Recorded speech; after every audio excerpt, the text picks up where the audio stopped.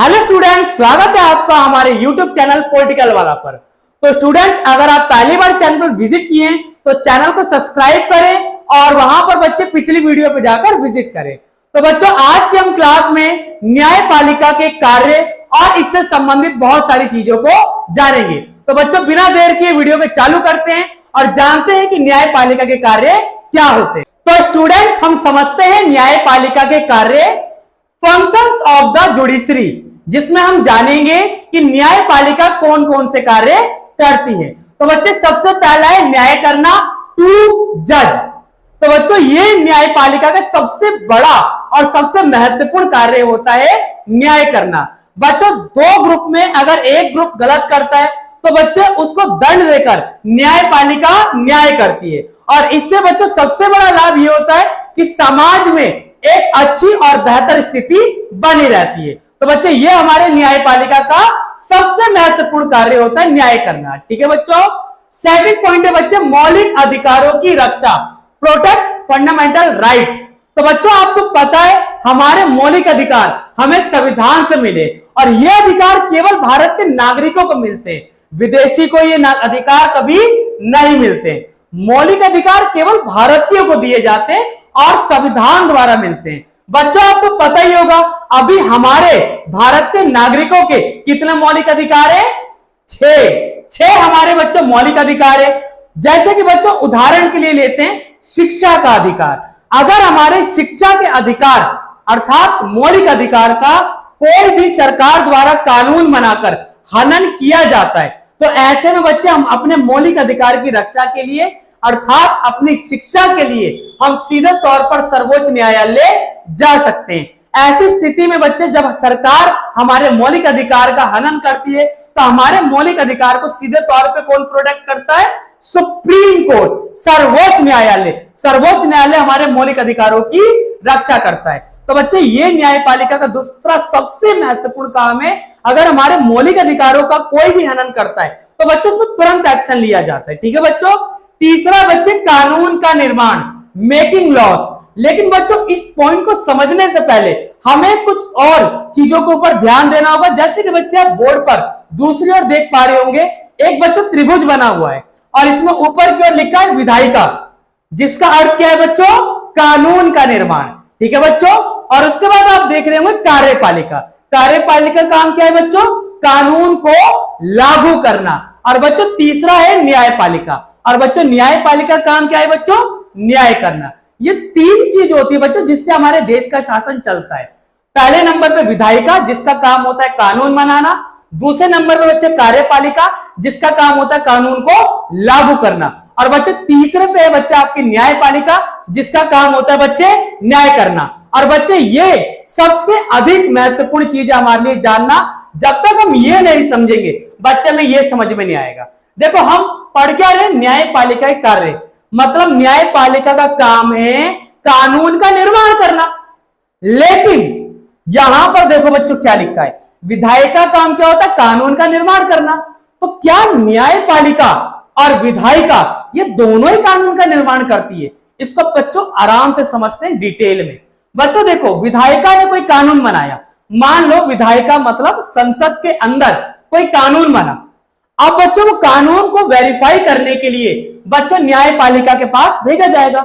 जब बच्चों जुडिशरी न्यायपालिका देखती है कि उस कानून में थोड़ी सी कमी है, थोड़ी सी कुछ गलती है, तो बच्चे न्यायपालिका जुडिशरी जो है उसमें बदलाव करेगी अपनी इच्छा अनुसार। समाज के परिस्थिति को देखते हुए न्यायपालिका उसमें बदलाव करेगा, जिसके बाद जो विधायिका ने कानून बनाया था अब वो कानून चेंज हो जाएगा।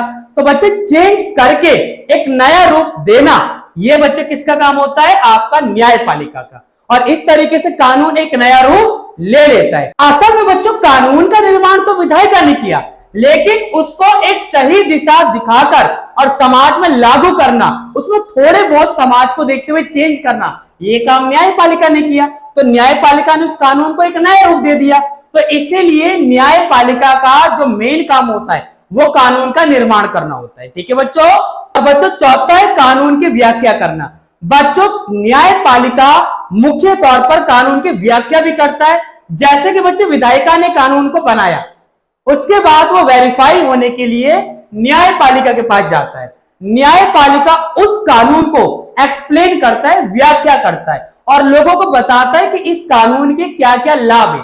जिसके बाद व्याख्या करने के बाद, वेरीफाई करने के बाद फिर वो जाता बच्चे कार्यपालिका के पास। कार्यपालिका उस कानून को लागू करता है और उसके बाद भी अगर बच्चों कोई भी उस कानून को नहीं मानता है तो उसको दंड देकर न्याय करने का काम किसका होता है? न्यायपालिका का। तो बच्चे न्यायपालिका का सबसे महत्वपूर्ण काम है कानूनों की व्याख्या करना, कानूनों को एक्सप्लेन करना, लोगों को बने हुए नए कानून के विशेषताओं को बताना। तो बच्चों हमने अभी तक समझा न्यायपालिका के क्या क्या कार्य होते। और बच्चा अगर वीडियो आपको पसंद आ रही हो तो बच्चे वीडियो को लाइक करें और प्यारे प्यारे बच्चों आप कमेंट कीजिए। तो स्टूडेंट्स अब हम समझते हैं लोक अदालत, जिसको लोगों की अदालत भी कहा जाता है। ये आपके पढ़ाई और आपके नॉर्मल जीवन के लिए भी जानना बहुत जरूरी है कि लोक अदालत असल में क्या होता है। तो बच्चों ध्यान दो, लोक अदालत जैसे कि कहा गया है लोगों की अदालत, ये सबसे बेहतरीन उन लोगों के लिए है जिनके पास पैसों का अभाव होता है। इसमें कम समय में और बिना किसी खर्चे के लोगों को न्याय मिलता है। देखो अगर हम इसकी बात करें तो इसमें जैसे कि एक पर्टिकुलर जगह की जरूरत है, पंखे की जरूरत है, कुर्सी की जरूरत है, ये सारी व्यवस्था सरकार करवाती है। और उसके अंदर 3 लोग होते हैं जिनके माध्यम से वहां पर कोई भी समझौता करवाया जाता है। जैसे कि पहले होते हैं न्यायिक अधिकारी, जस्टिस ऑफ द पीस। दूसरा होते बच्चों अधिवक्ता, जिनको एडवोकेट कहा जाता है। और तीसरा होते सामाजिक कार्यकर्ता, जिनको सोशल वर्कर कहा जाता है। ये सुप्रीम कोर्ट के द्वारा लोक अदालत में भेजे जाते हैं और यही मिलकर किसी भी मुद्दे पर समझौता करवाते हैं। बच्चों एक बात को पॉइंट आउट रखना, कभी भी लोक अदालत में न्याय नहीं होता है, हमेशा और सिर्फ समझौते करवाए जाते हैं। अगर न्याय होना है तो इससे ऊपरी अदालत मतलब कि डिस्ट्रिक्ट कोर्ट में, लेकिन यहां पर केवल और केवल क्या करवाया जाता है? समझौता। और एक चीज और, जैसा कि हमने बच्चे पिछली वीडियो में जाना था कि सुप्रीम कोर्ट के फैसले को राष्ट्रपति के अलावा कोई भी चुनौती नहीं दे सकता है। और बच्चों लोक अदालत के किसी भी समझौते को कोई भी अपर लेवल का कोर्ट कभी भी उसको पलट नहीं सकता या फिर उसको कभी भी बच्चे कंटिन्यू नहीं किया जाएगा।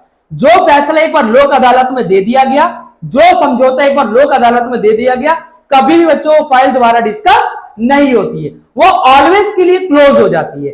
अब क्या होता है कि लोगों को लोक अदालत की ज्यादा जानकारी नहीं होती है, इसलिए सर्वोच्च न्यायालय और कई राज्यों के उच्च न्यायालय के द्वारा लगातार पोस्टर के माध्यम से और टेलीविजन पर लगातार लोक अदालत का प्रचार किया जाता है, ताकि ज्यादा से ज्यादा लोगों को लोक अदालत का पता चल सके और लोग कम समय में और बेहतर तरीके से अपने किसी मुद्दे का समाधान करवा सके। तो बच्चे लोक अदालत मुख्य तौर पर कौन लीड करता है? बच्चे सुप्रीम कोर्ट, सर्वोच्च न्यायालय। अब बच्चों हम ये जानते हैं कि लोक अदालत में केस कैसे कैसे आते हैं।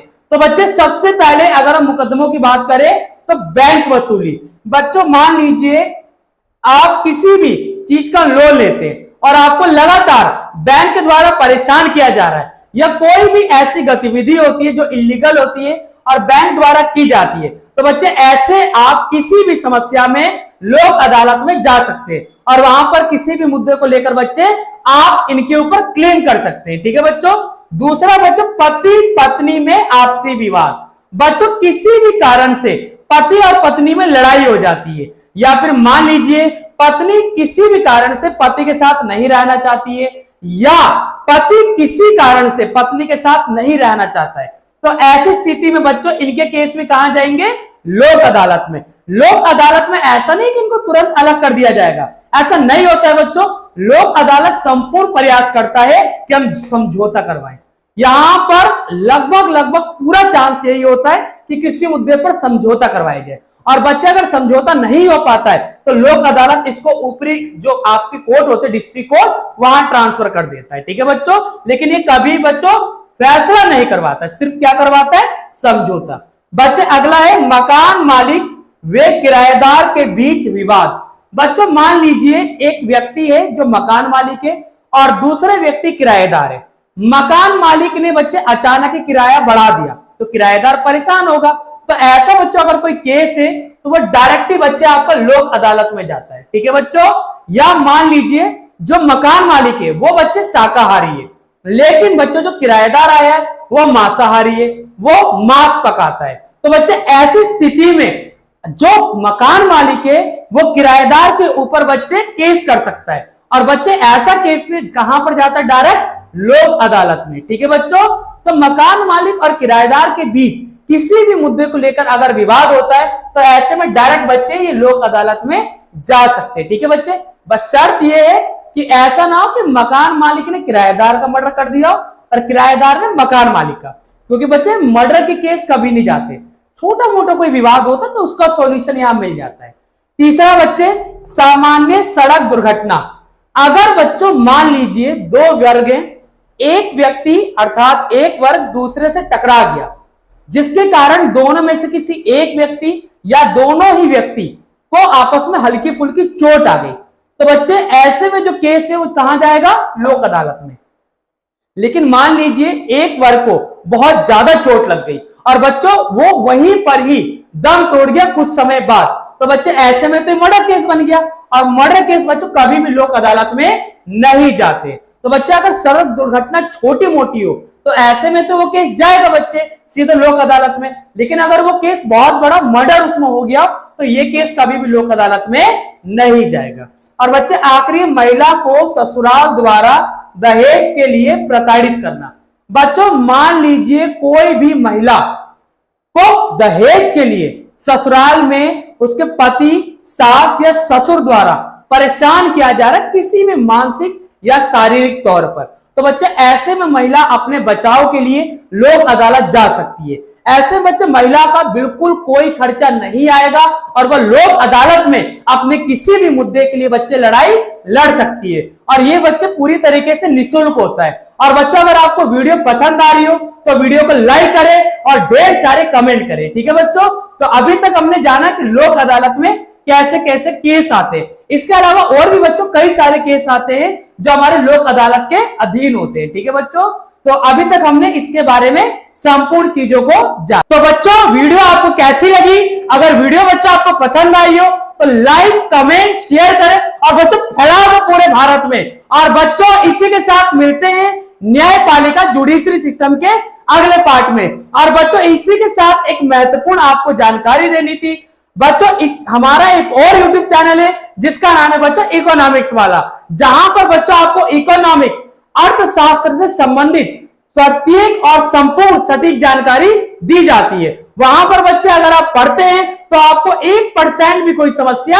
नहीं होगी। तो बच्चे अगर आप अभी तक नहीं पहुंचे तो उस चैनल पे जाइए, विजिट करिए। और बच्चों इसी के साथ मिलते हैं इसके अगले पार्ट में।